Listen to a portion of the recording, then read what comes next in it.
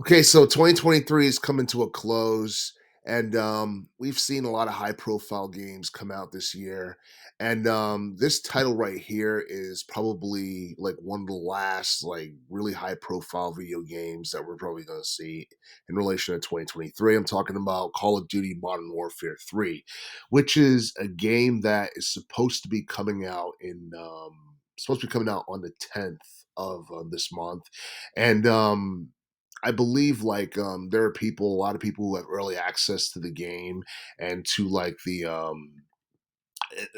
campaign. And like for those who have access to the campaign, they have pretty much there's been a lot of complaints about it. Let's just put it that way, because a lot of people had pre-ordered the game, but unfortunately they can't play it or have access to it because of some type of error locking them out. And basically, the error is that they need to have Call of Duty Modern Warfare 2, the disc from last year, in order to play the early access, version of Call of Duty Modern Warfare 3, which I don't think is an issue that Activision has ever had in the past in relation to Call of Duty games. And I'd like to believe that this is something that is was not like done on purpose or anything like that. But I believe Activision had at some point tweeted saying that it's investigating the issues and they're going to fix the issues and all that. Obviously, this whole thing was not deliberate, and I'm pretty sure a lot of people were pissed off about it. But it seems like when it comes down to like video games in general, like for the past couple of years, probably like dating back to 2020, we've seen a lot of high profile games have like botched, launches, like, Cyberpunk 2077. We saw Overwatch 2 last year. Um, I believe there was another game that recently just came out. Oh yeah, like Alan Wake 2. I heard there was like a lot of like technical issues and all that with that particular game. But but yeah, I mean a lot of people are upset with the fact that they can't have access to Call of Duty Modern Warfare 3. Um Even though they paid for like early access and they pre-ordered the game, they just need to have the disc.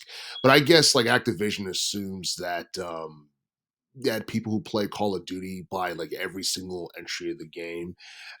That's probably something that's not the case, but at the same time, a lot of people can go on record and say that for the most part, the series has been somewhat oversaturated with like games, because it seems like we get a new Call of Duty game almost every single year, which is pretty cool. A lot of people can respect the dedication Activision has to the series, but a lot of people will go on record and probably say that the teens was probably the peak period of the Call of Duty series, or probably like the late 2000s, early teens. Like you look at the early teens, you look at Call of Duty Black Ops 1 and Black Ops 2, which I believe to this day are arguably two of the best installments in the entire franchise, especially like Black Ops 1, because I believe that sold the most. But as far as Call of Duty Modern Warfare 3 is concerned, this game is it's supposed to be one where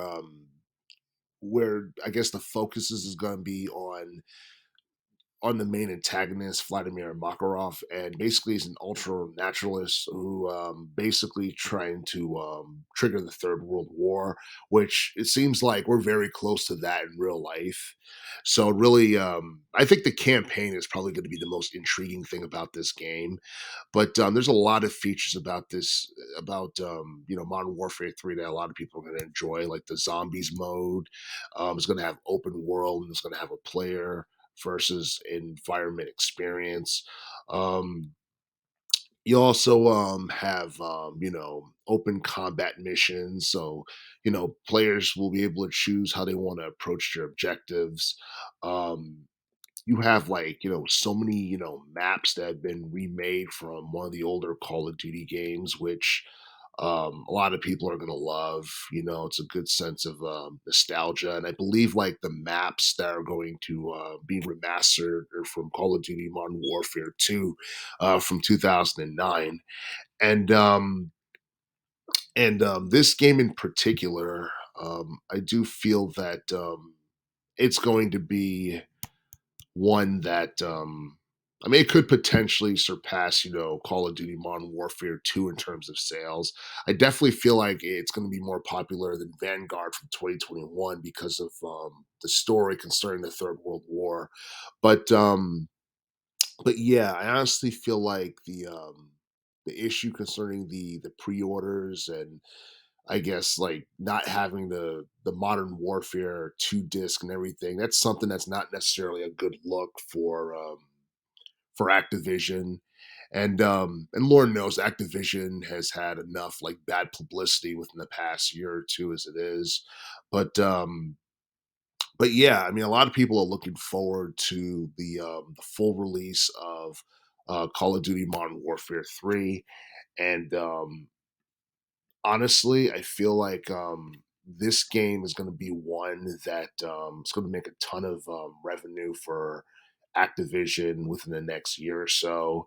And honestly, I'm actually surprised that this game is going to be released for the PlayStation 4 and the Xbox One, considering how old both game systems are.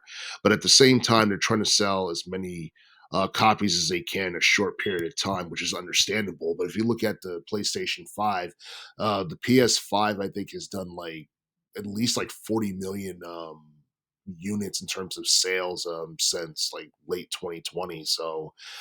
Um, so I mean, they don't necessarily have to make it backwards compatible for PS4 or Xbox One, but it's not something I'm necessarily complaining about either. A PlayStation 5 or Xbox Series X is still like very expensive in this day and age, despite the fact that both those game systems came out like about 3 years ago. A lot of people still find it very expensive, and not everybody's really up to buying it. And despite the fact that I believe Microsoft and Nintendo had like signed like a 10-year deal, and Microsoft said they were going to bring more Call of Duty games to the Switch console or to Nintendo consoles in the future. For the time being, it doesn't seem like Call of Duty Modern Warfare 3 is going to be ported to the Switch or Nintendo's next generation game system whenever they decide to reveal it. So I found that a bit interesting, but at the same time, you look at the Nintendo Switch, um, the Switch console and any like Nintendo consoles in general. Um, Basically, they appeal more to children. First party games that Nintendo creates shine more on them. And honestly, a lot of people really didn't expect Call of Duty Modern Warfare 3 to appear on any Nintendo console. So it is what it is. But once Activision like fix all like the technical issues concerning this game, and once we get the full version of Modern Warfare 3, I'm pretty sure a lot of people are going to be going online and saying that it's probably like the best installment of Call of Duty that we've gotten in years.